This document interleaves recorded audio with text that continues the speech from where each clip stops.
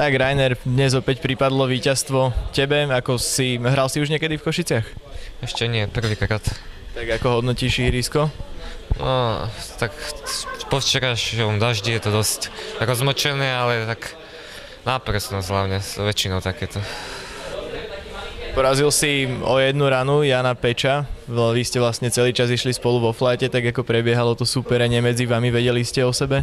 No, sme si to počítali, stredali sme sa chvíľu a vyhral. Kde sa to rozhodlo, kde sa to zlomilo? Asi na poslednej jamke. Sme boli rovnako. Ja som o jednu vyhral. Dobre. A ako prebieha tvoja príprava letná, ešte povedz, teraz boli majstrovstvá Slovenska juniorov, tak teraz ešte asi z toho čerpáš nejako? No, druhý som bol, ale dosť ma to rozházalo na dnešný turnaj. O 3 dní hrať som nemal čas na tréning. No ale dobre, zajtra sa chystáš do Tatranskej Lomnice? Áno. Jakub Zbojan, nový víťaz z kategórie A Maxi Open. Si z domáceho klubu, odtiaľto z Košíc, a niektorí hráči hovorili, že sa im neveľmi dobre hralo, alebo že sa im dnes nedarilo. Myslíš, že dnes sú horšie podmienky ako obyčajne, alebo čím to mohlo byť? Tak aj trocha kropilo, mohlo to byť aj tým a nesvietilo slnko, čiže podmienky boli také, aké boli, ale určite sa nehralo zle.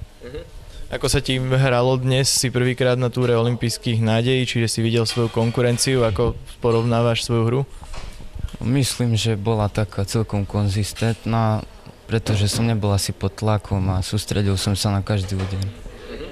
Zajtra sa ešte chystáš aj do Tatranskej Lomnice. Aké budú tvoje ciele? Budeš už hrať v tej vyššej kategórii? No tým, že už budem vo vyššej, tak už to bude také. Budem tak sa snažiť na istotu, alebo nebudem veľmi riskovať, aby som to nepokazil. Takže Jasmína, ďalšie víťazstvo na túre olympijských nádejí, už ani neviem koľkaté, ale vravela si mi, že dnes to bolo také náročnejšie celkom na tom ihrisku, tak skús to porozprávať trochu o tých podmienkach a tak, ako si to prežívala tú dnešnú hru.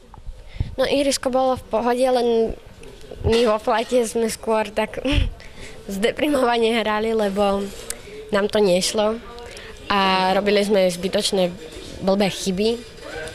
Ihrisko bolo trošku podmočené, ale určite sme nehrali kvôli tomu zle. Boli to skôr naše chyby. A veľmi pomalé greeny boli, inak to bolo v pohode. Povedz ešte, ako sa pripravuješ teraz v lete, ako prebieha tvoj tréningový proces golfový? No, pred majstrovstvami to bolo také, že som trénovala viacej.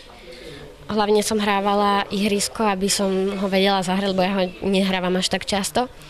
A teraz to bude také skôr, že teraz si dám chvíľku také voľnejšie, aby som nebola nejaká pretrenovaná alebo tak, a potom to bude zase také. Na SKG a túru na Tále sa chystáš? Na Tále? No, chcela by som tam ísť, len uvidím, či budem mať ocino čas a či ma tam bude mať kto zaviesť. Tak Alex, je to ďalšie tvoje víťazstvo na túre olympijských nádejí, už jedno z mnohých. Ako hodnotíš svoj dnešný výkon? Už sme tu počuli všeličo, že teda hralo sa zle, ťažké aj podmienky trochu, tak ako si to videl ty dnes? No tak podmienky boli ťažké, mohlo to byť aj lepšie, ale tak dalo sa to. So svojou hrou si spokojný, zahral si pod 80 úderov ako jediný z tvojej kategórie a v zásade to nie je taká samozrejmosť ani v iných, takže? No, som spokojný, ale jak som už hovoril, mohlo to byť lepšie. Čo ti vychádzalo lepšie, skôr tá dlhá hra? Vraj ihrisko je pomerne úzke, alebo skôr tá krátka? No, skôr tá krátka drivey a tá dlhá hra mi moc nešli.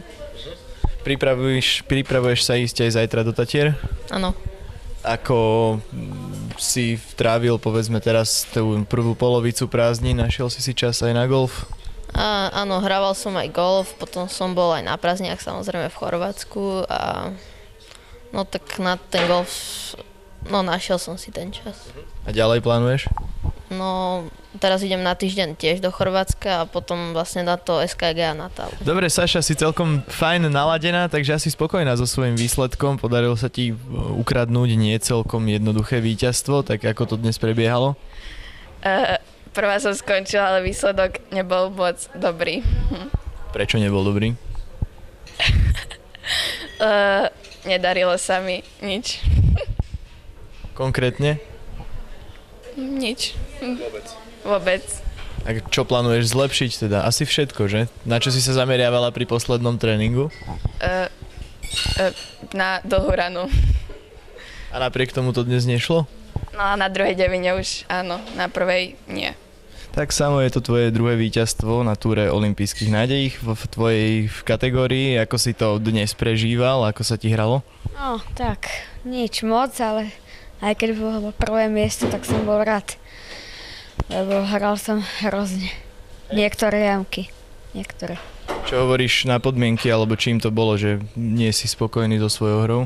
No proste bolo úzke ihrisko a aj som to prvýkrát, takže je to ťažké.